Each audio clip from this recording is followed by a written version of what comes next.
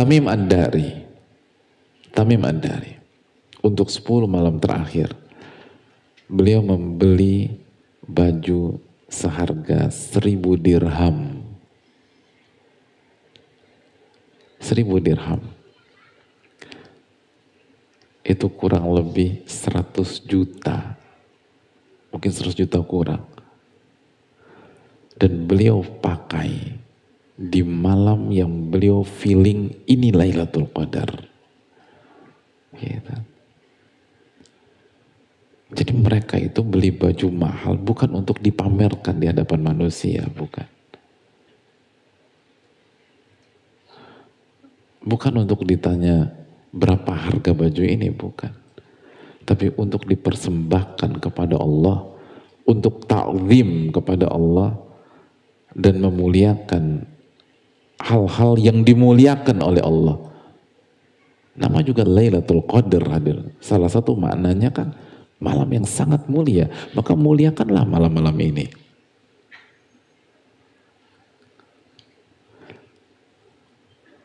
Ingat, bersih. Malam-malam ini tuh mandi, wangi, dan ruangan tuh wangikan. Dan cari pahala di hadapan Allah. Pakai baju bagus. Takarrub. Makanya sebagian ulama-ulama itu mereka nggak pernah pakai baju itu kecuali di malam-malam ini.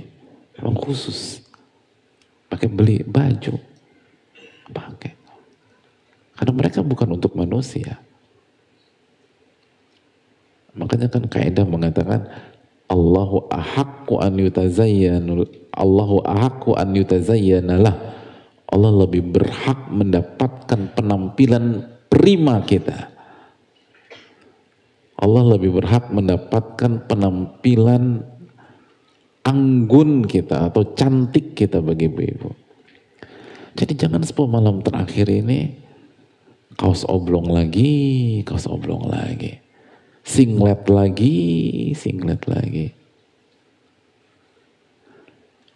Sebagaimana ibu-ibu di belakang. Jangan daster lagi, daster lagi.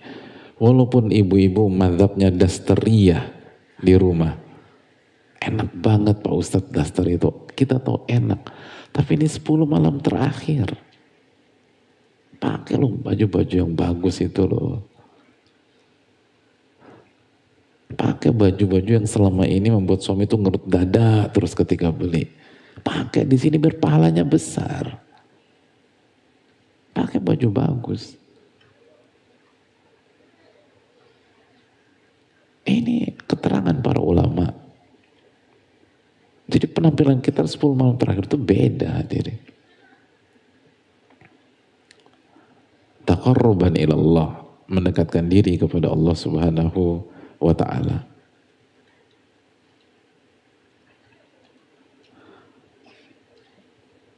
Dan yang terakhir, kata para ulama, la yasluh limunajatil muluk fil khalawat illa man zayyana zahirahu batinah wa tahharahuma khususan li malikil muluk alladhi ya'lamu sirra wa akhfa. Tidak pantas bagi seseorang yang ingin bertemu dan berbicara private dengan para raja, kecuali sebelum bertemu dengan para raja tersebut ia tampil sebaik-baiknya, ia tampil setampan-tampannya atau seanggun-anggunnya, dan ia pun memperhatikan batinnya, bukan hanya zahir tapi batin, dan membersihkan zahir dia dan batin dia. Terlebih lagi ketika dia mau bertemu dengan Allah Subhanahu wa ta'ala, Malikil Muluk, rajanya para raja. Dan Allah tahu bukan hanya zahir seseorang tapi batin seseorang. Maka ketika kita mandi di malam-malam ini, ketika kita pakai parfum di malam-malam ini, ketika kita pakai baju terbaik kita di malam-malam ini, ulama memberikan pesan kepada kita, Kalau ruangan saja ditekankan untuk diwangikan, apalagi hati kita hadirin. Bersihkan hati kita. Bersihkan hati kita. Di malam-malam bersihkan hati. Kalau ingin dapat Lailatul Qadar, bersihkan hati kita. Makanya kata Nabi kita balik, man qama Lailatul Qadar imanan wahtisaban ghufirallahu ma taqaddama min dzambi. Barang siapa yang qiyam Lailatul Qadar karena iman, hati itu isinya iman hadirin. Bukan kesyirikan. Bukan kebencian. Bukan hasad, tapi iman. Wahtisaban, berharap kepada Allah. Kita udah bahas tadi malam, berharap. Semangat. Ghairu mustaqil, tidak merasa ini berat dan tidak merasa ini panjang.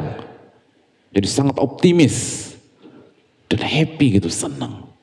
Ya gimana nggak senang, dosa-dosa mau diampuni hadirin. Ada harapan di situ. Itulah orang-orang yang dosa-dosanya diampuni oleh Allah Tabaraka wa Ta'ala. Ini bukan hari-hari pesimistis. Ini bukan malam-malam kelabu. Ini malam-malam harapan. Malam-malam optimisme.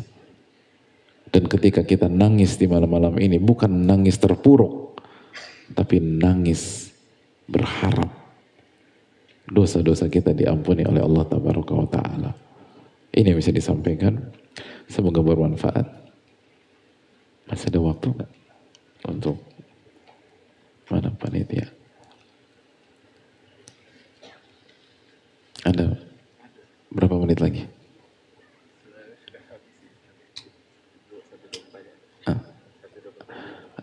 Wassalamualaikum warahmatullahi wabarakatuh. Kita buka 1-2 materi, 1-2 pertanyaan.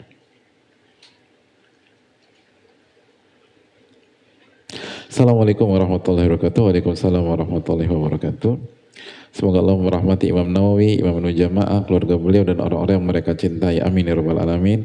Semoga Allah merahmati Ustadz, keluarga, Ustadz, tim, keluarga dari tim dan kaum muslimin. Amin ya rabbal alamin. Kebetulan mayoritas di 10 malam terakhir ini saya lagi masuk shift malam Ustadz. Saya harus bekerja. Lalu gimana agar saya bisa mendapatkan malam Lailatul Qadar dan tetap semangat di 10 malam terakhir ini? Mohon nasihatnya Ustadz. Jazakallahu khairan. Semoga Allah ampuni khilaf kita semua. Barakallahu fikum. Assalamualaikum warahmatullahi wabarakatuh. Waalaikumsalam warahmatullahi wabarakatuh. Pegang ucapan Al-Imam Ad-Dhahhak. Setiap amal yang diterima maka akan membuat seseorang itu mendapatkan bagian dari Lailatul Qadar. Saya ingin bertanya kepada jamaah sekalian, apabila kita bekerja untuk mencari nafkah, karena itu perintah Allah, menafkahi diri sendiri, keluarga adalah perintah Allah Subhanahu wa Ta'ala.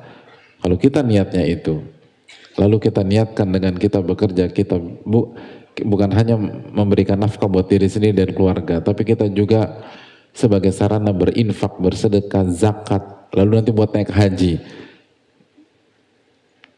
Kira-kira bekerja itu dapat pahala amal soleh apa tidak hadirin? Ya sudah, berarti dia dapat pahala amal soleh. Jadi mainkan niat. Terus yang kedua, sambil berzikir kepada Allah, sambil beristighfar kepada Allah, sambil doa kepada Allah. Nggak ada alasan kita nggak bisa berdoa. Mungkin nggak bisa maksimal qiyamul lail, ya. Nggak bisa itikaf, ya. Nggak bisa berdoa, nggak ada cerita. Sangat bisa berdoa. Perbanyak baca Allahumma innaka afuwun tuhibbul afwa fa'fu anni. Berzikir jelas. Apalagi kalau misalnya kita kerja pakai masker, udah paling enak udah berzikir. Nggak ada yang tahu hadirin. Itu rugi banget. Kita bisa berzikir dan kita bisa sembunyikan zikir kita. Bisa menjadi semalaman kita berzikir orang nggak tahu. Karena zikir kan kaidahnya kan sebagaimana juga dijelaskan para ulama Syafi'iyah, berzikir itu harus diucapkan dan didengar oleh telinga kita. Itu berzikir secara umum. Itu zikir yang terbaik. Walaupun zikir dalam hati dijelaskan oleh banyak para ulama juga diperbolehkan dengan hadits qudsi, man dzakaroni fi nafsihi dzakartuhu fi nafsi. Barang siapa yang mengingat aku di dalam dirinya, di dalam hatinya, maka aku akan ingat dia. Tapi zikir yang paling afdol adalah zikir dengan melibatkan hati, lisan, dan telinga. Dan dengan masker orang nggak tahu kita sedang berzikir. Perbanyak zikir, perbanyak baca la ilaha illallah, perbanyak istighfar, dan perbanyak baca Allahumma innaka afuun tuhibbul afwa fa'fu anni. Dan jaga niat ketika kita bekerja. Bismillah, Assalamualaikum warahmatullahi wabarakatuh. Waalaikumsalam warahmatullahi wabarakatuh. Semoga Allah senantiasa merahmati Ustadz, keluarga, tim, dan seluruh kaum muslimin. Amin ya rabbal alamin wa iyyakum. Izin bertanya, apakah diperbolehkan wanita haid membaca Al-Quran dengan memegang mushaf atau hanya boleh melalui handphone? Syukran jazakallahu khairan Ustadz. Terima kasih atas pertanyaannya. Wanita yang haid membaca Al-Quran dibolehkan oleh sebagian para ulama seperti Al-Imam Malik rahimahullahu ta'ala. Adapun dengan memegang mushaf, kita bisa siasati dengan handphone, dengan tablet, itu lebih aman.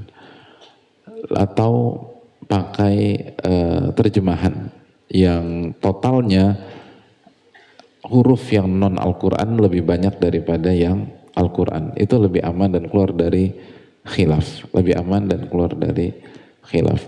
Sebagian para ulama membolehkan kalau kita pakai sarung tangan dan nggak nyentuh langsung, tetapi pakai sarung tangan pun diperselisihkan lagi. Sebagian ulama tetap tidak setuju dan tidak membolehkan walaupun dengan sarung tangan, diantaranya ulama-ulama mazhab Syafi'iyah. Jadi agar kita keluar dari khilaf, agar aman, pakai handphone aman, pakai gadget, pakai laptop atau pakai tablet, itu lebih aman di keterangan para ulama kita. Saya rasa ini yang bisa disampaikan.